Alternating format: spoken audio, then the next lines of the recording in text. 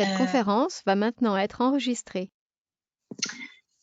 Donc, nous voilà partis, il est 11 heures. Je vous présente donc ce webinaire qui est organisé par Inspire et TGS France.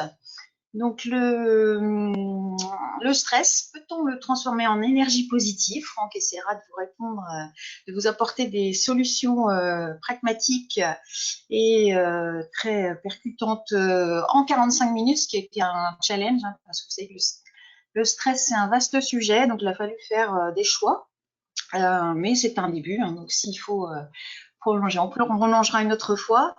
Je vous propose donc qu'on passe 7 heures ensemble. Vous pouvez poser tout au long de l'intervention de Franck tout à l'heure vos questions via le chat là, qui est sur votre droite. Posez vos questions, proposez hein, tout ce qui vous vient à l'esprit. Donc, je vais commencer par me présenter. Alors, je ne sais pas si vous me voyez à l'écran, parce que moi, je vois Franck. Alors, soit tu as une voix de femme, là, en ce moment, soit... donc, Patricia Laurent. Donc, je suis vice-présidente du réseau, de l'association Inspire. Je suis dirigeante d'entreprise également et je suis ancienne infirmière et j'ai exercé pendant 10 ans en réanimation. Alors, je fais parallèle parce que vu la situation actuelle, je suis touchée à plusieurs niveaux. Je suis accompagnée de Franck qui interviendra sur le sujet tout à l'heure et qui se présentera. Donc l'association Inspire, hein, elle a été créée récemment par des dirigeants pour des dirigeants et elle a surtout une mission de prévention hein, de santé pour du dirigeant pour le bénéfice de la performance de l'entreprise.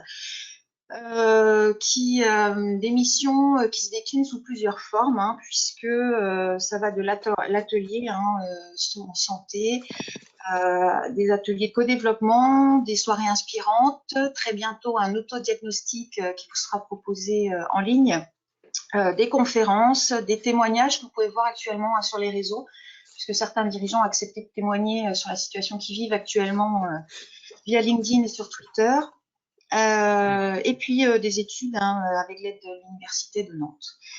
Et puis plein d'autres idées et on est à votre écoute d'ailleurs si vous avez d'autres choses à nous proposer. Donc cette période elle est plutôt unique, hein, ce qu'on vit en tant que dirigeant n'est pas forcément facile. Et on vous rappellera tout à l'heure le numéro, mais Inspire en fait a mis en place un numéro d'appel pour un soutien psychologique avec le soutien et le partenariat de Nantes Métropole, région Pays de la Loire, Harmonie Mutuelle, TGS France, les psychologues du réseau APESA et RMA. Donc, on vous donnera le numéro de téléphone tout à l'heure. Donc, vous pouvez bénéficier gratuitement d'un soutien psychologique par des psychologues qui ont l'habitude de parler aux dirigeants. Donc, n'hésitez surtout pas. Vous pouvez aussi en parler autour de vous. C'est une période compliquée pour certains, donc faut surtout prendre soin de soi si on veut reprendre dans de bonnes conditions pour nos entreprises. Donc ce webinaire il est enregistré, vous pourrez le retrouver sur le site internet inspire.net et du coup je laisse la main à Franck. Et je vous reprendrai à la fin donc, pour répondre à vos questions et vos interrogations en fin d'intervention. Je vois par contre sur le chat qu'il y a un problème de son. Alors, est-ce que tout le monde a un problème de son? Est-ce que vous pouvez juste me confirmer via le chat? Est-ce que vous nous entendez bien? Hop, je ne sais pas si Franck, toi, tu as des infos. Oui, aucun souci. Ok, bon, bah, parfait. Et bien, c'est parti. À toi, Franck. Et puis, on se retrouve dans 45 minutes pour répondre à vos questions. Donc, allons-y. Super. Merci, Patricia. Alors, écoutez, ravi d'être avec vous aujourd'hui. Hein. C'est ce qu'on se disait avant de vous accueillir, que cet atelier était prévu en format physique dans les prochaines semaines avec Inspire. Et puis finalement, on s'adapte à la situation et on va le faire en webinaire. Donc, ravi de vous retrouver les uns les autres. J'ai quelques connaissances, donc ravi aussi de voir que certaines personnes ont fait l'effort de se joindre à nous. Donc, bonjour à toutes et à tous. Pour me présenter, je suis Franck Bertoulou, donc je suis consultant et coach professionnel certifié chez TGS France et j'interviens auprès des dirigeants sur tout un tas de sujets, y compris la stratégie, encore plus demain sur, je dirais, la définition, la redéfinition des modèles économiques et surtout la capacité de les accompagner pour passer de la stratégie à l'opérationnel de manière très pratico-pratique. Très pratico-pratique, vous le voyez par le titre qui est le sous-titre finalement de ce webinaire. Alors vous allez voir, ça peut susciter quelques interrogations, mais vous allez avoir les explications tout à l'heure. Je ne vous demande pas de lever le coude, on levera le coude sur une terrasse de café avec nos meilleurs amis très prochainement, je le souhaite. En tout cas, je le souhaite pour les patrons de cafés et restaurants qui peuvent souffrir un peu de ce délai de déconfinement. Mais on sera au rendez-vous. Je ne vous demande pas de lever le pied. On prend de moins en moins notre véhicule et c'est peut-être une bonne nouvelle pour la planète. Mais je vous pose la question de lever le pouce plus souvent, non pas pour liker ce webinaire, mais vous le verrez tout à l'heure sur le pourquoi du comment. Premier sujet, alors c'est passionnant hein, ce sujet du stress. Moi, ça me passionne depuis toujours. Vous avez face à vous un ancien colérique, donc j'y reviendrai aussi, mais très clairement, il y a eu tout un travail de fait pour pouvoir justement enlever cette colère qui quelque part venait ronger mon système immunitaire. Hein. Le système immunitaire, vous l'avez en chevalier blanc sur cette slide. Très clairement, c'est assez dingue en ce moment. On parle beaucoup de combattre le coronavirus et on entend peu parler finalement de comment booster son système immunitaire et comment le préserver finalement, ce système immunitaire. Donc je vous invite là sur YouTube, il y a une très belle interview de Clotilde Palaillé qui est de la société l'Aromatech, qui est une docteure en pharmacie et qui est spécialiste en herboristerie et qui parle très bien du système immunitaire et de comment on peut le protéger sous différentes façons. Donc très clairement, le stress chronique et sa réduction est un enjeu parce qu'il entraîne une baisse importante de l'immunité et nos systèmes immunitaires, j'en veux pour preuve très souvent, je pense que beaucoup d'entre vous et d'entre nous, à l'approche des vacances, dès qu'on est en vacances, bizarrement on tombe malade. Quand le stress retombe, finalement notre système immunitaire il a pas mal compensé pendant un certain temps, mais au final on tombe malade pendant les vacances. Donc voilà, soyons attentifs à notre système immunitaire et peut-être parlons-en davantage dans les médias. Ça ferait peut-être aussi du bien à chacun. J'étais obligé de rendre hommage au père de la recherche sur le stress, hein, Hans Selye, qui nous dit que ce n'est pas le stress qui nous tue, mais c'est notre réaction à lui. Très clairement, chacun va réagir de sa façon, comme il peut, comme il veut, j'ai envie de dire, face au stress. Donc, on va voir tout ça ensemble avec un programme assez riche, mais qui se veut très personnalisé pour que vous puissiez vous y retrouver les uns les autres et que vous puissiez prendre les infos au fur et à mesure en vous disant tiens, là, je me retrouve, je suis plutôt là et là aussi. Au niveau du stress, donc, on va commencer par parler de comment le stress affecte notre corps et notre esprit. On ira identifier nos stresseurs. On fera un petit travail d'effet miroir pour savoir finalement, par la connaissance de soi, comment est-ce que je peux mieux gérer le stress. Et puis ensuite, très clairement, au niveau de l'énergie positive, quelles sont les stratégies pratiques? Alors, comment le stress affecte notre esprit et notre corps? Donc le stress, s'il y avait une définition à donner, c'est le stress, c'est notre conviction que nous ne serons pas capables de faire face au challenge qui s'offre à nous. Et très clairement, le stress focalise notre attention. Donc le stress est la réponse non spécifique que donne le corps à toute demande qui lui est faite. Donc il va focaliser notre attention, il va focaliser notre vigilance sur la situation qui s'impose à nous ou alors qui nous menace, hein, selon notre appréciation. Et il va mobiliser l'énergie nécessaire à l'évaluation de cette situation, à la prise de décision et nous préparer finalement à l'action adaptée à la situation. Sur l'utilité du stress, il est intéressant en tant que chef d'entreprise de pouvoir se mettre ce schéma en tête. Alors vous allez me dire, il est très chargé, mais vous allez voir, c'est assez simple à comprendre. Le stress est utile, pourquoi? Parce que très clairement, dans cette période un peu particulière de confinement, on peut se retrouver, je dirais, en situation de peu de stress dans certains cas, et ou alors trop de stress pour d'autres. On voit bien que l'enjeu pour un chef d'entreprise, ça va être d'être dans la zone de réalisation.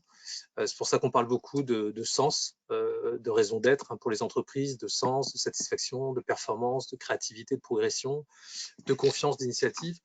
Cette zone de réalisation, on va l'atteindre, je dirais, par de la stimulation. Donc, il y a un gros enjeu des chefs d'entreprise à stimuler et des managers à stimuler leurs équipes pour pouvoir passer de la phase je dirais, d'ennui, d'inactivité, voire de sommeil, à finalement développer de plus en plus d'attention et d'intérêt. Attention après à ne pas tomber dans ce qu'on appelle le distress, donc la détresse, qui notamment s'accélère par de la perte de perspective et une personne désadaptée. Le stress en face de distress, le stress, c'est l'énergie positive avec un sentiment de joie, de vie, un contrôle de la situation, le sens de sa vie finalement, des objectifs réalistes mais difficiles, des défis constants et cohérents, et avec des valeurs, en tout cas cohérents avec ses valeurs et ses capacités, et puis des changements qui sont bien vécus et bien acceptés. Donc toujours important pour le chef d'entreprise d'être voilà, dans cette zone de performance optimale, et attention à l'altération par potentiellement une perturbation émotionnelle qui vient entraîner de la fatigue, de l'anxiété, la perte de contrôle et burn-out dans certains cas de figure. Donc on voit bien le rapport entre le niveau de performance et le niveau de stress, et en tout cas l'utilité de la réaction face au stress. La peur est un élément incontournable. Je parlais récemment avec une directrice générale d'un groupe industriel alimentaire qui est sur la brèche par rapport justement au commerce de première nécessité, et elle tient un journal de bord. Donc, petit conseil que je vous donne, c'est de tenir un journal de bord dans cette période de crise pour pouvoir noter finalement ce qui se passe tout simplement au jour le jour. Et elle a noté une chose, c'est qu'elle a noté une baisse des accidents de travail avec des gens qui sont plus attentifs, et des gens qui utilisent leur peur à bon escient, c'est-à-dire qu'ils ont peur de se blesser je dirais, dans l'usine, et ils ont peur surtout peur d'aller à l'hôpital pour être éventuellement confrontés au virus, hein, qui est présent à l'hôpital. Donc du coup, cette peur est bien utilisée. Ce qu'il faut retenir de ce schéma, c'est assez simple, c'est qu'en fait, la peur peut stimuler des changements de comportement qui sont constructifs et qui réduisent l'inquiétude. Donc, comme on dit, il faut apprivoiser la peur. Exemple, j'ai peur de prendre du retard, donc je travaille plus. Alors, c'est pas une fin en soi, on est d'accord, mais pour autant, ça peut répondre à ça. L'anxiété, ce qu'il faut retenir, c'est qu'elle aggrave l'inquiétude. Je manque de visibilité. En ce moment, plusieurs chefs d'entreprise manquent cruellement de visibilité, même s'il y a tout un tas d'aides mises en place. Ça change tous les jours. On parle de déconfinement, mais on ne sait pas encore comment véritablement ça va se passer, quand est-ce qu'on va pouvoir reprendre l'activité, etc. Je ne peux pas travailler correctement, je ne suis trop anxieux pour me concentrer. Donc, ça vient aggraver l'inquiétude. L'inquiétude, très clairement, va, avec le stress, ils vont s'alimenter l'un l'autre. Donc ça, c'est voilà, ça fait monter, on va dire, la mousse. Et donc ça, c'est à prendre en compte aussi. Donc petit conseil par rapport à ça, apprivoiser la peur et véritablement l'utiliser, puisque ça peut être le stimulus intéressant pour pouvoir se mettre en mode performance. Petit rappel rapide, mais je vous parlais de système immunitaire. Moi, ce que je retiens des différentes phases du stress, on va le voir juste après, vous allez pouvoir vous auto-positionner par rapport à la situation qui est la vôtre aujourd'hui. Mais très clairement, si j'ai une phase d'alarme, j'ai une mobilisation d'énergie. Je rentre en résistance et du coup, j'ai la chance d'avoir des réserves d'énergie. Donc, on va consommer ces réserves d'énergie. Les réserves d'énergie n'étant pas illimitées, très clairement, à un moment donné, je vais être épuisé. Et donc, du coup, c'est là où on va tomber dans des dimensions plus graves, on va dire, de stress chronique. Et puis récupération, quand tout va bien, je peux reconstituer mes réserves d'énergie. Ça paraît tout bête, mais on ne prend pas des fois suffisamment de recul par rapport à ça, de se dire, OK, j'ai de l'énergie en magasin. Maintenant, est-ce que je fais attention, voilà, véritablement, est-ce que mes réserves d'énergie sont au taquet?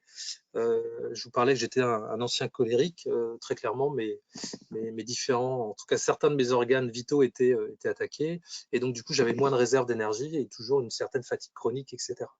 Donc c'est pour ça que je m'intéresse aussi particulièrement à ces sujets-là, pour pouvoir, je dirais, remettre en énergie les uns en tenant compte de ces choses essentielles. Donc, petit exercice pour vous, c'est de se dire, finalement, est-ce que vous reconnaissez un de ces symptômes aujourd'hui, hein, je parle ici et maintenant. Certains ont peut-être des signes précoces, hein, une gêne au niveau du dos, une fatigue mentale, une fatigue physique. D'autres, peut-être, c'est plus une gêne au niveau du dos, mais c'est une douleur au dos, voire des douleurs au dos, mal aux yeux, une sensation de lourdeur dans la tête. Peut-être on se rue sur le chocolat, indépendamment des fêtes de Pâques.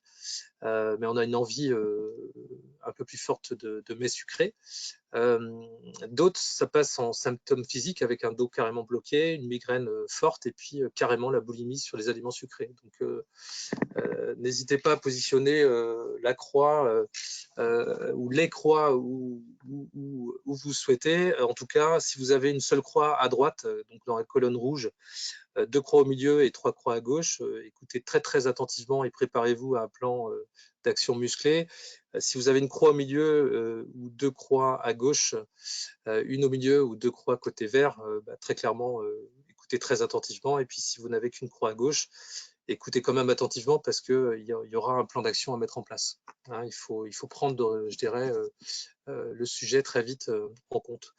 D'ailleurs, pour prendre le sujet en compte, le docteur Serge Marquis, l'excellent Serge Marquis, et là je vous invite à aller voir des visios, des conférences en tout cas, dans le cadre de la Fabrique du Changement à Nantes, délicieuse avec son accent québécois. Et Serge Marquis vous dit la chose suivante, c'est que pour comprendre le mécanisme du stress, il y a 3 choses à faire. Première chose, c'est qu'est-ce qui se sent menacé chez moi? Essayez de répondre à cette question. Est-ce que c'est l'image que je projette? Qu'est-ce que les gens vont penser ou dire de moi? Finalement, question suivante, de quoi j'ai peur? Finalement, qu'on ne m'apprécie plus, qu'on ne m'aime plus. Est-ce qu'on est véritablement dans ce registre-là? Et puis, surtout, le plus important, c'est l'inventaire des pistes d'action pour sortir du sentiment d'impuissance.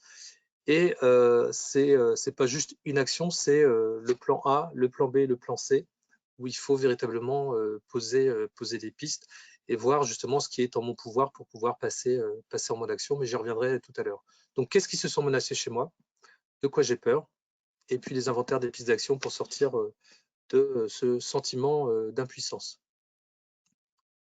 Les stresseurs. Côté stresseur, c'est assez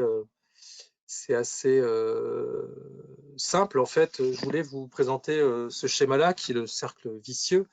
Vous avez vos pensées, hein, on verra tout à l'heure, on a plus de 60 000 pensées par jour. Les pensées qui viennent impacter des réactions physiques, qui viennent impacter vos émotions et qui entraînent du comportement par rapport à un événement ou un environnement. Très clairement, il y a ce qui est du domaine de l'inné et il y a ce qui est du domaine de l'acquis. Le domaine de l'acquis, c'est tout ce qu'on va apprendre par rapport à, je dirais, à notre expérience de la vie, par rapport à nos différents sens. Et finalement, ça peut nous amener à des boucles d'habitude et des boucles qui sont fermées et donc du coup qui face à une pensée, quelle qu'elle soit, on va avoir une habitude de fonctionnement, une habitude de réaction physique, d'émotions associées et de comportements associés à l'émotion, etc., etc. Donc, on entre dans ce système de cercle vicieux. Très clairement, vous avez, au-delà des stresseurs physiologiques comme le bruit, la douleur et des stresseurs psychologiques, vous avez différents stimuli qui peuvent impacter au niveau du stress. C'est tout simplement nos attentes, hein, notre propre évaluation de la situation, nos expériences passées, nos objectifs personnels, notre personnalité, nos valeurs. Une fois qu'on a dit ça, il faut avoir en tête, alors ça c'est un sage indien qui s'appelle Sadhguru qui en parle très bien aussi dans ses conférences. 70% des maladies chroniques sont créées par le mental. Donc, il vous parle d'une soupe finalement empoisonnée qu'on nourrit par la pensée sur son organisme. Et finalement, je vous parlais de la colère tout à l'heure en ce qui me concerne. La colère empoisonne notre corps. Le foie grossit au fur et à mesure à partir du moment où j'ai un excès de colère là-dessus. Le foie, enfin la colère va aussi provoquer une augmentation visible de la production de certaines hormones, notamment l'adrénaline. Ça provoque une altération de l'équilibre de l'organisme et ça peut éventuellement mener à des crises cardiaques ou à des troubles cérébraux. Donc en fait, on va se créer tout un tas de choses par le mental et selon lui, il y a 70% des maladies donc, qui sont chroniques et qui sont imposées par le mental. Je vous parlais de 60 000 pensées par jour. 60 000 pensées par jour, et ces 60 000 pensées par jour sont répétées à 95%. Et à 80% négatives. Donc pour ceux qui connaissent la loi de Pareto, c'est quand même ballot. On va peut-être se concentrer sur les 20% positives. Et sachant que ces pensées négatives, les chercheurs ont prouvé que ces pensées nous mènent à la dépression et à l'anxiété. Donc très clairement, pourquoi on a des pensées négatives? C'est que notre cerveau est calibré et configuré pour accorder plus d'attention. Donc on parle encore une fois d'attention, plus d'attention aux expériences négatives pour nous sauver. On le verra tout à l'heure, le rôle du cerveau, c'est de nous sauver, de nous protéger. Donc très clairement, c'est pour ça que je dirais que les médias font aussi état. Ça a été un constat fait notamment au Québec, au Canada. C'est Serge Marquis qui en parle aussi très bien, sur le fait qu'il y a beaucoup de réponses, d'informations négatives parce que ça attire davantage, ça interpelle davantage les gens, ça concentre les gens, leur attention en tout cas sur cet aspect négatif et ça les met en vigilance. Donc ça peut expliquer un certain nombre de choses. Donc voilà, donc il faut avoir ça en tête, 60 000 pensées par jour, donc ça veut dire que voilà, les journées sont ce qu'elles sont et du coup ça prend pas mal de place au niveau cérébral. Alors, il y a ces pensées qui peuvent être alimentées par ce qu'on appelle en coaching des messages contraignants. Vous savez, autrement dit, des passagers clandestins, cette petite voix qui nous dit sois parfait, sois fort, dépêche-toi, fais plaisir, fais des efforts. Alors, je vous rassure, hein, chaque personne porte en elle un, deux ou plusieurs messages contraignants. Quand j'ai fait le test il y a quelques années en arrière, j'en avais 3. Donc, très clairement, il y a des choses. Donc, on peut avoir, par exemple, le dépêche-toi, quelque chose d'horrible. Hein. On peut reproduire d'ailleurs ce dépêche-toi avec nos enfants aujourd'hui. Quelque part, on supporte mal le fait d'attendre, on supporte mal le retard, on supporte mal aussi la non-décision. Donc, l'antidote, c'est de gérer son temps par rapport à ça. Le soi parfait, alors là, forcément, on va miser sur un antidote qui est plutôt soit réaliste, parce que la surqualité peut être un écueil permanent. Surtout en cette période de confinement où finalement la notion de temps est complètement redistribuée et on peut avoir des équipes qui sont en surqualité et qui veulent trop bien faire et ça prend forcément plus de temps. faire des efforts aussi très, très fréquemment. Et puis le fait plaisir, forcément le fait plaisir, je ne pouvais pas ne pas en parler. Difficulté de dire non pour beaucoup de personnes, puisque c'est forcément risqué de déplaire. Et puis c'est la crainte de décevoir qui est souvent plus forte que la raison. Donc, pour ces gens-là, l'effet plaisir, notamment, je pense à nos soignants, qui sont aussi dans cette dynamique de se sentir utile, reconnu. Attention à penser à eux aussi à un moment donné, quoi. Donc ça va être hyper important. Autre outil pratique, ça paraît tout bête là aussi, mais finalement, ce journal de bord dont je vous parlais tout à l'heure peut être utile aussi à ça. Tous les jours, le moins possible, je le souhaite pour vous, mais tous les jours, il peut se passer quelque chose. Exemple, à 7 h vendredi, j'ai une voiture qui bloque le passage devant mon garage. Ma réaction, c'est que je me sens tendu, crispé. Pourquoi? Parce que j'avais un rendez-vous juste après, et du coup, je note une intensité de 7 sur 10. Le lundi à 11 h, il s'est passé autre chose. Alors ça, c'est un retour d'expérience personnel que j'ai vécu, c'est qu'on me demande de suivre des consignes alors que j'aime être libre de décider. Et ben en fait, je me sens oppressé à tel point que j'ai du mal à respirer et vraiment bloqué au niveau de la respiration. Et l'intensité est tellement forte que je suis obligé de quitter la pièce pour pouvoir reprendre de l'air, j'ai envie de dire. Et donc du coup, on va le voir par rapport à la connaissance de soi, c'est hyper important de bien se connaître pour pouvoir justement savoir où est-ce qu'on en est par rapport à tout ça. Alors rapidement pour bien se connaître, très clairement, vous avez, selon les travaux de Nederman, vous avez des coupes cérébrales. Nederman qui était le responsable RH de General Electric et qui a travaillé sur la coupe non seulement cerveau droit, cerveau gauche, mais aussi transverse du cerveau avec un côté cortical et un côté limbique. Vous avez des logiques qui ont besoin de temps pour analyser, qui ont besoin de contrôler. Vous avez des pratiques, donc cerveau gauche, limbique gauche, qui ont besoin de repères et qui ont besoin de maîtriser et besoin d'autonomie. Et des créatifs, cerveau droit, cortical droit, qui ont besoin de liberté, d'indépendance, de renouvellement, de diversité, de variété. Hein, on retrouve très souvent les chefs d'entreprise dans ce registre-là. Et puis des affectifs qui ont besoin de se sentir utiles, d'être reconnus, appréciés, et puis qui ont besoin de cohésion. Okay, donc ça, c'est vraiment les besoins de base. On peut stresser naturellement. Il faut qu'on le sache, c'est que vu que j'ai besoin de temps et besoin de contrôler, très clairement, je vais être stressé, mais je ne vais pas toujours le ressentir. Je peux être en hypervigilance avec un contrôle cérébral constant. Je vais avoir des réticences face à l'incertitude. Le moindre détail doit être examiné. Des difficultés à aller à l'essentiel, puisque j'analyse vraiment pour pouvoir apporter quelque chose de précis derrière. Difficulté à gérer des priorités. Et puis, le côté sceptique a priori qui peut me stresser naturellement. Côté pratique, très clairement, le perfectionnisme peut être un enjeu au niveau du stress. Je peux aussi avoir la peur de mal faire.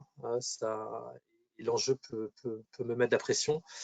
Je peux être tendu en situation d'urgence, en pression face à la nouveauté, parce que j'ai besoin de maîtriser. Et puis besoin de tout finaliser, et puis difficulté à déléguer pour ces personnes qui pensent que voilà, ils ont besoin de maîtriser, ils ont besoin d'autonomie et donc du coup du mal à déléguer. D'autres personnes sont plus à l'aise pour déléguer, notamment les créatifs. Pour autant, le rapport au temps est très différent. Ils sont dans l'impatience, la lenteur les insupporte. Ils peuvent être dans la remise en question permanente avec des questions existentielles. Ils vont être rapidement insatisfaits puisqu'ils sont véritablement déjà sur le coup suivant, hein, l'étape ou le projet suivant les intéresse plus que le présent. Et ils ont besoin d'urgence et de variété. Le côté affectif, on a des hypersensibles avec tendance à tout prendre au premier degré, très sensibles au regard des autres, difficulté à dire non, et une pression à ne pas décevoir. Et finalement, ce regard de l'autre, le jugement d'autrui va trop compter pour ces affectifs. Et donc des gens qui vont être très malheureux et très stressés dans l'isolement et la solitude. Donc attention dans vos équipes, si vous avez des gens qui sont sur ce registre-là, de vraiment prendre le soin de les contacter régulièrement. Les logiques peuvent aussi générer du stress, c'est-à-dire qu'ils peuvent apparaître pinailleurs sur les détails, difficulté à lâcher prise. Ils peuvent être aussi donc se perdre dans les détails. Le pratique peut être irascible, il peut être réticent au changement, on l'a vu, difficulté à déléguer, discernement important secondaire. Alors quand je dis bien se connaître, c'est bien se connaître soi, mais aussi bien connaître les autres, puisqu'on est forcément face à des gens avec des modes de fonctionnement différents. Et là, nos prédispositions naturelles nous amènent à potentiellement aussi générer du stress. Donc très clairement, on peut avoir des tendances à tout faire dans l'urgence, une impulsivité, une impatience, un manque de clarté dans les explications, une écoute difficile, la prise de risque qui peut faire peur à un moment donné. Et puis, côté affectif, susceptibilité, vulnérabilité à la critique, la doute chronique de soi, l'émotivité, et puis le besoin de beaucoup d'échanges et de relations chronophages pour les autres. Donc, eux, ils aiment bien échanger, mais les autres, peut-être, trouvent ça chronophage. Donc, ça peut être stressant pour les autres. Rapidement, quelques stresseurs typiques à éviter. Donc, forcément, le logique va avoir des décisions illogiques qui vont être des stresseurs typiques à éviter, des objectifs pas clairs et changeants. Le côté pratique, ça va être quelque chose, là aussi, le changement de plan à mi-parcours, ils détestent. Tout ce qui est non structuré, imprédictible, les changements trop rapides. Donc, cette période peut mettre en difficulté pas mal de gens qui sont dans la maîtrise, dans le pratique. Tout ce qui est imprévu finalement et sinon pas le côté créatif pour s'adapter je dirais, au changement, ça peut être compliqué pour ces gens-là. Là, on a besoin d'éviter pour les créatifs le côté absence d'idées et de résolution créative de problèmes, le manque de perspective à long terme et l'absence d'opportunités pour être innovant ou répondre de façon spontanée. Et puis, ce que je vous exprimais tout à l'heure, le fait de se sentir coincé. Et pour les affectifs, le manque de participation dans les décisions de changement. Donc là, en préparation je dirais, de l'après, il sera intéressant de véritablement miser sur l'innovation collaborative avec ses équipes pour vraiment booster cette participation aux décisions de changement et fédérer, je dirais, les équipes pour la suite des opérations et le renouveau des modèles économiques notamment. Et puis forcément, pas d'opportunité d'apporter sa contribution et le manque de soutien personnel peuvent être des stresseurs typiques à éviter pour ces gens-là. Sur les stratégies pratiques, puisque c'est quand même ça le sujet central, on va dire, de ce webinaire. L'idée, c'est assez simple. Il y a tout un tas d'actions qu'on peut mettre en place. Écouter son corps, lever le pouce plus souvent, vous allez vite comprendre pourquoi. Placer son attention dans le présent et puis donc pouvoir passer à l'action. Sur ce schéma, vous retrouvez les phases d'alarme, phases d'épuisement, je dirais, du stress. Donc, on peut être en énergie basse, avec un bas niveau d'énergie à gauche, avec une énergie négative, c'est-à-dire qu'on peut être en déprime, en épuisement, en fatigue intense, en désespoir, abattu avec un coup de barre. Donc, énergie basse, tension, énergie négative. Donc, on est en phase d'épuisement. On peut être en énergie haute avec une énergie négative, c'est-à-dire qu'on va avoir de la colère, de la crainte, de l'anxiété, on va être sur la défensive. D'ailleurs, les gens nous disent bah, « Tiens, c'est marrant, t'es pas pareil que d'habitude. » Et on a du mal à entendre ces messages-là. Ouais, t'es stressé en ce moment, qu'est-ce qui se passe et tout ça. Et on n'entend pas ces messages-là. Pourtant, on est en énergie haute, mais on est en énergie négative, en tension. Pourtant, on n'est qu'en phase d'alarme, mais pour autant, on peut avoir du mal à entendre. Pire, on peut ne pas ménager nos proches et du coup ne pas mettre de filtre vis-à-vis de nos proches et ça peut être très impactant. Et puis on a cette énergie haute et cette énergie positive. On est en engagement total, revigoré, sûr de soi, prêt à relever des défis, joyeux, communicatif, parfait. Pour autant, on ne peut pas être tout le temps en énergie haute et en énergie positive. Donc, les petites flèches que vous voyez sur le schéma, les flèches grises, indiquent tout simplement les actions qui nous amènent en coaching à emmener les gens vers du désengagement stratégique. C'est finalement la prise de recul, le côté relax, décontracté, paisible, calme, serein, qui me permet d'être en énergie basse, de me poser les bonnes questions par rapport à mon mode de fonctionnement et à mes réactions face au stress, pour ensuite aller rechercher de l'énergie haute et avoir finalement voilà, suffisamment gagné en en réserve d'énergie pour pouvoir rebondir plus facilement. Et donc, ça, c'est hyper important de comprendre cette dynamique de l'énergie pour pouvoir finalement appréhender tout le reste. Nous connaissons les solutions. Inspire, avec son observatoire sur la santé des dirigeants, nous informe depuis maintenant plusieurs années sur le fait que le sommeil est hyper important pour un dirigeant. Au minimum 7 heures par nuit impacte sa santé, mais aussi la santé de son entreprise. 3 heures d'activité physique par semaine impacte aussi positivement la santé du dirigeant et la santé de l'entreprise. Et alors que 1h51 est la moyenne réalisée en vérité par le panel de chefs d'entreprise TPE et PME qui a répondu à cet observatoire de la santé des dirigeants Inspire. Et puis de prendre des congés, 5 semaines serait, je dirais, plus bénéfique que 2 à 5 semaines pour les dirigeants d'entreprise. Donc on connaît les solutions. On connaît les solutions, on sait qu'il est important de bien manger. Une étude aux États-Unis en 2008 nous indique que marcher régulièrement peut augmenter les niveaux d'énergie de 20%. 20%, c'est énorme, et diminuer la fatigue de 65%. Donc je sais qu'on est limité à 1 heure, à 1 kilomètre de chez soi, mais marcher, franchement, aller marcher, c'est hyper important.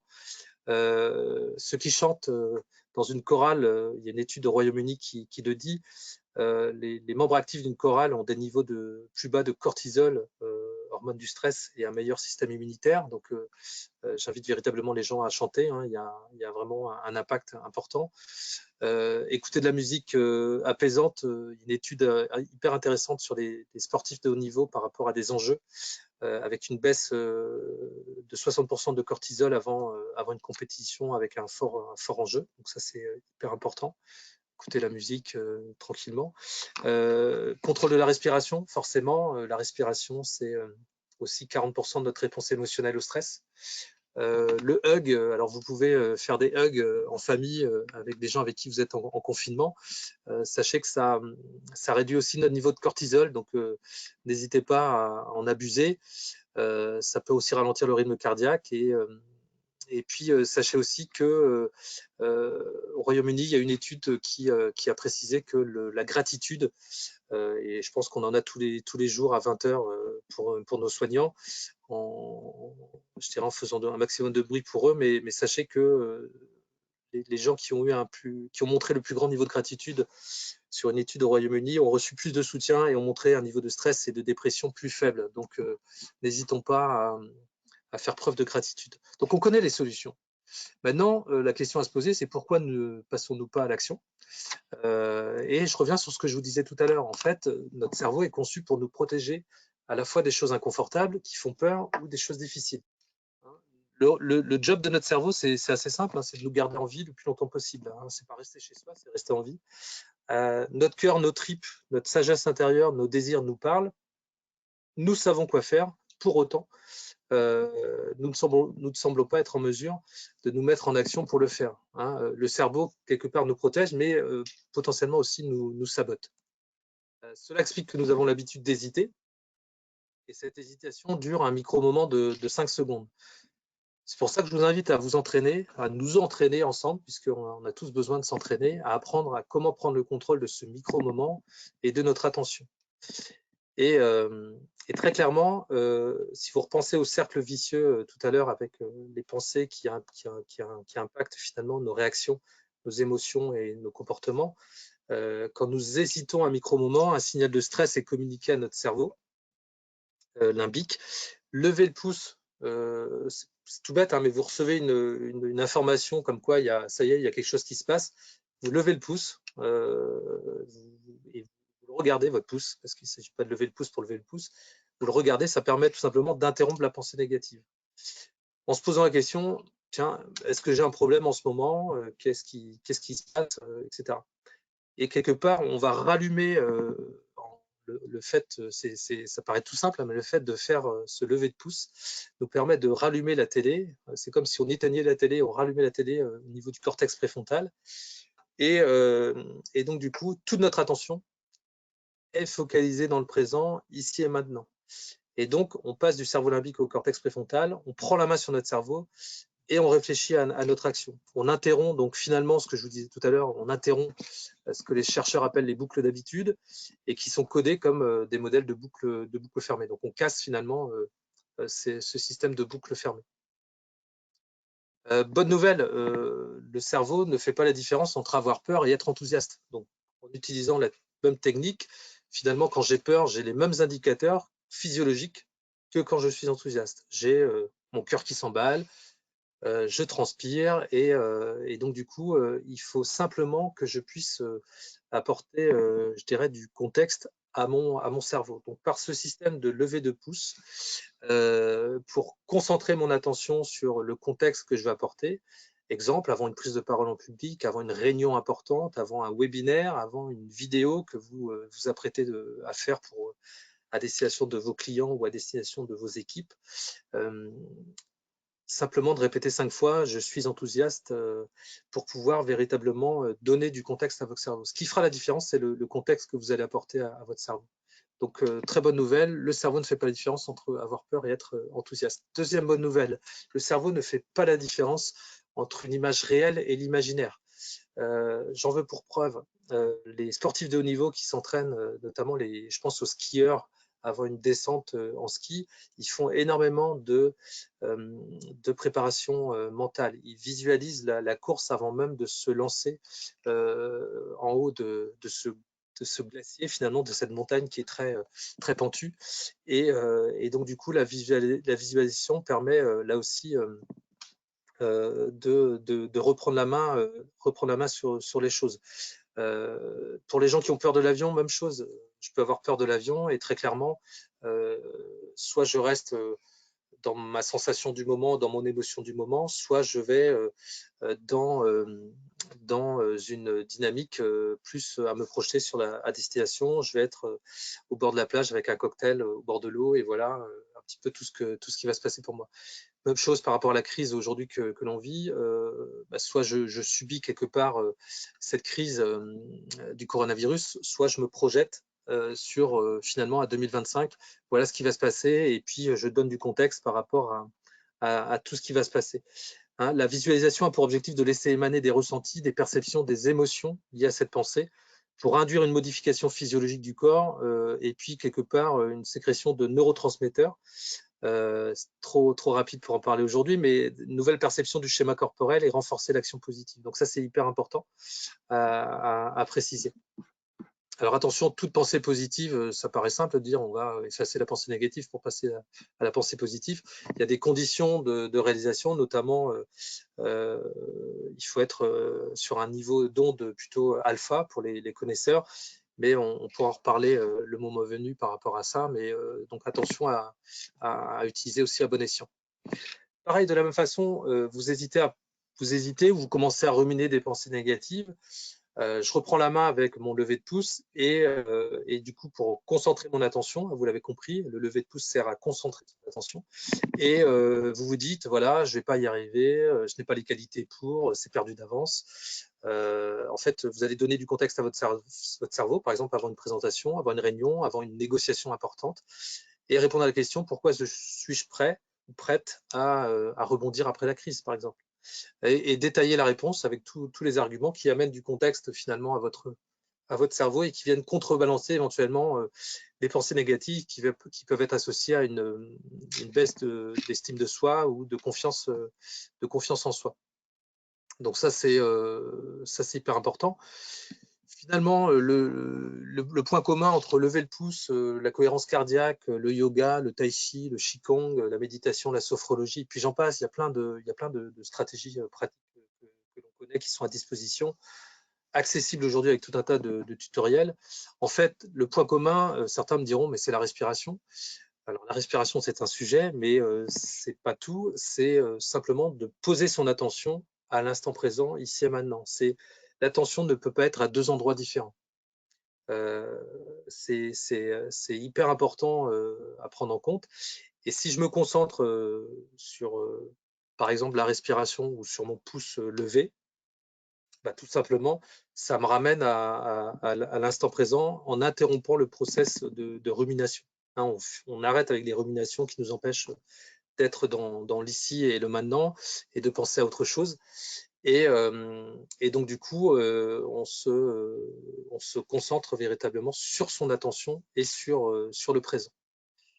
Donc, le challenge qui s'offre à nous dans les prochaines semaines, puisque c'est une question d'entraînement régulier, permanent, c'est de nous entraîner à placer notre attention dans le présent. Chacun utilisera sa technique. Plusieurs techniques sont associables les unes aux autres. Maintenant, chaque jour, à partir du moment où on va donner du contexte à notre cerveau, où on va placer notre attention dans le présent, ça va nous conforter dans nos capacités à gérer cette crise, à développer une posture de leader responsable, puisqu'il s'agit très clairement de pouvoir, je dirais, être dans les meilleures dispositions pour pouvoir relever les défis de l'après-crise, et puis réussir nos prises de parole en public, nos réunions, nos négociations, préparer un futur positif pour notre entreprise, notre famille, pour les autres, et donc véritablement être prêt pour la suite des opérations. Donc, je vous invite véritablement au challenge de lever le pouce plus souvent, et quelque part, on n'en a pas parlé parce que le temps est limité, mais lever le pouce, ça peut être aussi assimilé à du lâcher-prise. Alors certains diront le lâcher-prise, c'est abandonner. Non, on abandonne, on peut abandonner, mais le lâcher-prise, c'est très différent. Le lâcher-prise, c'est une acceptation de soi, c'est reconnaître nos limites et accepter ce qui est ici maintenant. Et puis, le meilleur moyen pour lâcher prise est de prendre conscience de nos émotions et surtout de l'absurdité de vouloir tout contrôler. Je pense à une interview récente de Cyril Lignac qui rend hommage aujourd'hui à sa sœur qui est infirmière, qui gâte d'ailleurs le personnel soignant avec tout un tas de belles pâtisseries. Et il a fallu qu'il ait un accident de scooter finalement et qu'il passe 45 semaines alité pour pouvoir se rendre compte qu'il ne pouvait pas être dans le contrôle de tout. Voilà, donc c'est inspirant aussi ce genre de retour d'expérience, puisqu'on ne peut pas tout contrôler. Et je pense qu'un chef d'entreprise aujourd'hui ne peut pas et ne doit pas tout contrôler et doit accepter aussi quelque part ses limites et donc pouvoir se concentrer sur ce qui est en son pouvoir. Je vous donnerai tout à l'heure pendant les questions quelques pistes de lecture avec des ouvrages qui peuvent vous permettre d'aller plus loin aussi dans ce sujet passionnant du stress et comment le transformer en énergie positive. Patricia, je te propose de reprendre la main pour les questions. Je remets mon micro. Donc, ils ont été plutôt sages, ils ont écouté. Donc, j'ai pas beaucoup de questions, quelques petits problèmes de son a priori pour certains. Donc, j'espère que ça s'est réglé. Donc, c'est vrai que peut-être activer le chat là pour les questions si vous avez des questions. N'hésitez pas à nous faire part de vos réflexions. Voilà. L'objectif, c'était vraiment d'avoir une vision très pragmatique de déjà qu'est-ce qu'on peut faire là tout de suite maintenant. Après, c'est vrai que la situation actuelle pour certains est extrêmement stressante. Donc des fois aussi, il faut juste, alors c'est peut-être plus l'infirmière là qui parle. On n'a pas le pouvoir, hein. Il y a plein de choses sur lesquelles on n'a pas le pouvoir, hein. J'en fais les frais moi aussi. Faut l'admettre, mais c'est pas facile. Donc le stress, c'est quand même aussi un bouleversement hormonal et c'est un jeu d'hormones qui se fait. Et il faut un équilibre pour que ça fonctionne. Seulement là, on est pour certains et vous pouvez d'ailleurs avoir des témoignages là en ce moment sur les réseaux. On a fait des petits témoignages d'entrepreneurs. Pour certains, c'est exacerbé et il y a un moment, il faut quand même reprendre, faire baisser la pression. Donc, évidemment, il y a les outils que vous a donné Franck. Après, il faut aussi savoir appeler à l'aide quand on s'en sort pas. Et moi qui travaille beaucoup sur les troubles musculo-squelettiques, on sait très bien que c'est le fait juste de parler, d'exprimer ses émotions, d'exprimer ce qu'on ressent. Va déjà limiter l'impact. Ce qui est hyper intéressant, c'est de pouvoir en parler dans vos réseaux. Alors, tout le monde ne fait pas partie de réseau, hein, mais il y en a quand même beaucoup sur la région. Donc, de pouvoir parler avec, d'échanger avec des entrepreneurs, des dirigeants qui sont dans vos situations ou qui peuvent en tout cas prendre un petit peu plus de, vous aider à prendre du recul, c'est hyper intéressant. Après, évidemment, il y a des fois, hein, on peut aussi donner le petit coup de pouce, hein, par les plantes, par des huiles essentielles. Il y a des choses, hein, qui existent puisqu'il faut couper ce jeu d'hormones qui s'emballe et qui peut quand même. C'est pour ça qu'on parlait tout à l'heure de maux de dos, hein. Quand on a fait l'étude avec les universités de Nantes, c'était flagrant. Les dirigeants, hein, qui avaient une baisse de performance au niveau de leur entreprise, en fait, pour la plupart avaient aussi des problèmes de dos, des problèmes de migraine. Donc, comme disait Franck, il y a un impact, hein, physique évident. Donc, il y a un moment, peut-être qu'effectivement, là, on n'est plus trop dans le préventif, mais c'est vrai que la période est tellement difficile pour certains qu'il faut savoir demander de l'aide, se faire aider et enfin, parler de ses émotions.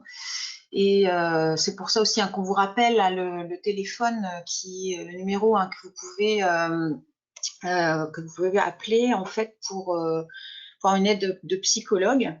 Donc c'est gratuit, c'est ouvert à tout le monde là en cette période. D'habitude c'est ouvert qu'aux membres, hein, de l'association.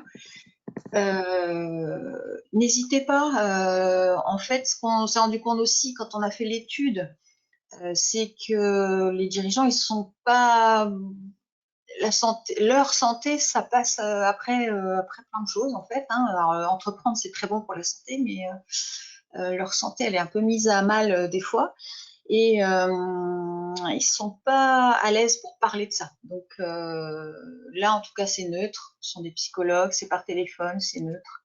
Hésitez surtout pas, et ça aide à faire baisser cette pression.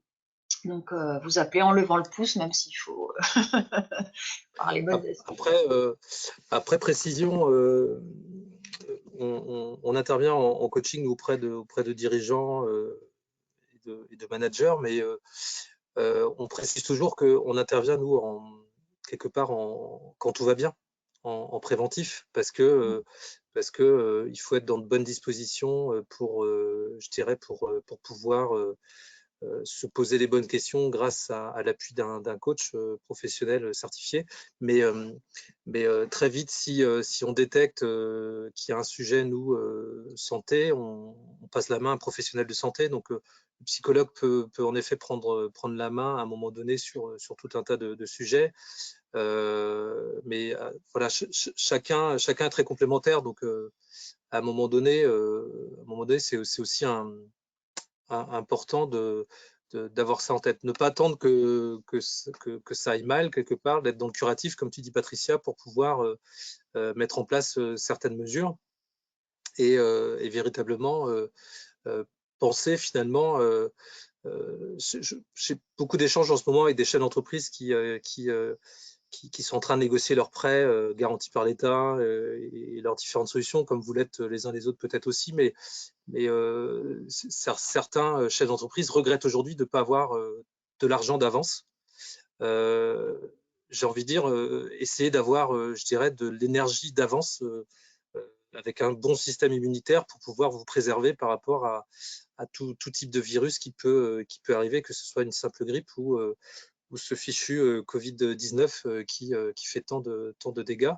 Donc pensez à ça. Et comme tu dis, Patricia, pour les chefs d'entreprise, c'est souvent tabou, on a du mal à en parler ouvertement, et cette initiative avec ce numéro de téléphone doit permettre aussi à ceux qui le souhaitent de pouvoir contacter, en tout cas en région Pays de la Loire, assez facilement des psychologues qui sont rompus à l'exercice et donc qui pourront les aider. Alors, j'ai quelques questions, Franck, sur comment gérer le stress lié au confinement et comment améliorer le système immunitaire concrètement. Donc, je te laisse répondre dans un premier temps, puis je pourrais compléter si tu veux. Alors, c'est marrant parce que la question vient Ouais, du président de on le connaît, l'association et on le Franck. connaît et il a certainement des conseils à nous donner. D'ailleurs, il peut les mettre dans le chat Chinois. s'il le souhaite. Mais en période de confinement, alors exemple tout bête, hier ou avant-hier, ça paraît tout bête, mais j'ai reçu une vidéo, comme tous les salariés du groupe TGS France. On a reçu une vidéo de notre président qui nous tient au courant de la situation, de ce qu'il en est. Il nous donne de la vision par rapport au déconfinement. Ça y est, les masques ont été achetés. D'ailleurs, auprès d'un client du groupe qui est situé en région nantaise. Donc, on fait en plus travailler l'économie locale. Donc, c'est chouette. Et donc, c'est tout bête, mais d'être chez soi, de recevoir une vidéo de son président de groupe, a fait chaud au cœur parce que du coup, on a ce sentiment d'appartenance. Donc, maximiser au maximum, j'insiste sur le fait de communiquer auprès de vos équipes régulièrement parce que, comme on dit, loin des yeux, loin du cœur, mais c'est hyper important de garder le contact avec des équipes et de véritablement savoir garder ce lien. Un des 3 besoins universels de l'homme, c'est le lien social. On a besoin de lien social, sinon on est complètement déconnecté, et particulièrement dans cette période de confinement. Donc le lien social, c'est bien, on est avec des gens qu'on aime chez soi, super, mais on a aussi besoin d'autres types de liens par rapport à ça. Alors pour le système immunitaire, il y a plusieurs façons. Moi, je vous parlais que j'étais un ancien colérique. Très clairement, la médecine chinoise, l'acupuncture m'a clairement aidé à passer le cap. L'alimentation, forcément, j'en parlais tout à l'heure, l'exercice, l'équilibre en fait de tout un tas de choses. Et puis là aussi, l'acupuncture, pour l'avoir pratiqué, permet ça de mieux écouter son corps et d'être plus attentif à finalement nos réactions par rapport à ce qu'on va manger, par rapport à ce qu'on va boire, par rapport à ceci, par rapport à cela. Et donc ça, c'est hyper important. Et puis savoir, en ce moment, j'ai des chefs d'entreprise qui me font aussi état de leur capacité à faire leur petite sieste de 20 minutes. C'est génial. Si quelque part, ils peuvent préserver un peu d'énergie et puis faire ça, c'est super, quoi. Alors, il y a une autre question, Patricia, sur est-ce que c'est accessible à des entrepreneurs qui habitent ailleurs qu'en Pays de la Loire? Alors, je vais vérifier, je vous redonnerai la réponse, hein, mais il me semble que oui. Alors, Claude peut peut-être m'aider sur le sujet à répondre.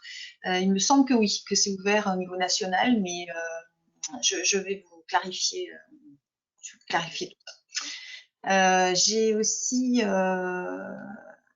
j'ai un commentaire, ouais, tout à fait d'accord avec Claude, lever le pied. Pourquoi viser si haut? Pourquoi vouloir être autant pro? Alors c'est vrai que cette période-là, enfin moi, elle m'est tombée dessus aussi comme tout le monde. Et puis j'étais à 100 à l'heure, voire plus. Et tout d'un coup, pouf, tout s'arrête. Et là, on se dit, mais ouais, au fait, pourquoi on court autant là? Pourquoi? Et c'est aussi un moment où on doit se poser, quoi. Et puis le voir aussi, ce côté positif que ça nous apporte, on a le temps de se poser pour réfléchir, pour échanger. De toute façon, on n'a pas le choix, quoi. On est obligé on s'arrête. Donc c'est peut-être aussi l'occasion de se reposer les bonnes questions de stratégie, hein. Le co-développement, c'est génial pour ça. L'échange avec les dirigeants, c'est génial pour ça aussi. Mais vu qu'on le rapport au temps, c'est vrai que le rapport au temps va être complètement changé. Alors, je vous mets quelques exemples de lecture. Je vous ai parlé de Serge Marquis. Je pense que beaucoup connaissent cette histoire de Ponsouillard le hamster, qui est l'image finalement de toutes ces pensées qui viennent nous accabler à longueur de journée, nous prendre de l'énergie. Les 4 accords Toltec, très belle illustration du rapport au temps par rapport à notamment, je pense, à ces chefs d'entreprise et ces parents qui ont à gérer aussi des enfants à la maison qui sont confinés, où il faut faire les devoirs. Alors là, on est en période scolaire, vacances scolaires, mais ça va. Mais voilà, évitons de mettre de la pression aussi sur nos enfants parce que le schéma, on est en train de le reproduire. Donc, il faut être hyper vigilant par rapport à ça. Ne faisons pas de nos enfants voilà, des bêtes de concours non plus, quoi. À un moment donné, il faut être hyper vigilant et faisons de notre mieux. Donc ça, c'est une très belle lecture. En période de confinement, alors le parallèle est un peu osé, mais vous allez me dire, mais excellent ouvrage de Frankl, Viktor Frankl, qui est un miraculé des camps de concentration. Il a survécu aux camps de concentration parce qu'il a simplement travaillé beaucoup sur le sens à donner à sa vie, en pensant notamment à son épouse qui était elle-même prisonnière. Enfin, c'est un super ouvrage, franchement, à lire, à relire à différentes périodes de votre vie, parce que vous allez en retirer tout un tas de choses intéressantes. Et ça permet justement de pouvoir faire la différence entre ceux qui ont survécu et ceux qui sont restés d'une certaine façon, parce que voilà, c'était une expérience extraordinaire, forcément. Et autrement, un peu plus spirituel, c'est le pouvoir du moment présent. Je vous disais, avec le lever de pouce, de vous concentrer sur le moment présent, le pouvoir du moment présent, Eckhart Tolle, qui permet là aussi d'ouvrir d'autres champs et de pouvoir regarder tout ça d'un œil différent. Et une petite phrase pour terminer, qui illustre bien aussi le propos de ce webinaire. C'est tout simplement de faire le meilleur usage de ce qui est en votre pouvoir et prenez le reste comme il arrive, du philosophe Épithète qui, voilà, qui, je pense, résume bien la situation, et qui d'ailleurs était le propos introductif de nos échanges avec Patricia quand on a préparé ce webinaire. Et merci beaucoup, Patricia, pour l'invitation d'Inspire à partager ce webinaire avec vous. Donc, merci à toi, Franck. Il est 12h01, donc on est dans les temps. Je précise juste donc pour le numéro de téléphone, hein, il est bien accessible à tout dirigeant des Pays de la Loire, quel que soit son statut. Et il est en cours de développement là au niveau national. Donc vous pouvez aussi essayer en dehors des Pays de la Loire. Donc prenez vraiment soin de vous. La route, elle est pas encore, on voit pas le bout encore. Hein. Ça va être long. Le corps, il faut qu'il fasse des réserves. L'esprit, le corps. Donc, faut y penser parce qu'on aura nos équipes aussi à soutenir derrière. Donc, si on n'est pas nous-mêmes en forme, ça va être compliqué. La santé, c'est plus que jamais le sujet. Donc, adhérez à Inspire sinon. Et puis, je vous souhaite le meilleur pour la suite. Et à très bientôt. Merci beaucoup, Franck. Et puis, on se voit très bientôt en vrai. Pour le coup. Merci, à très bientôt.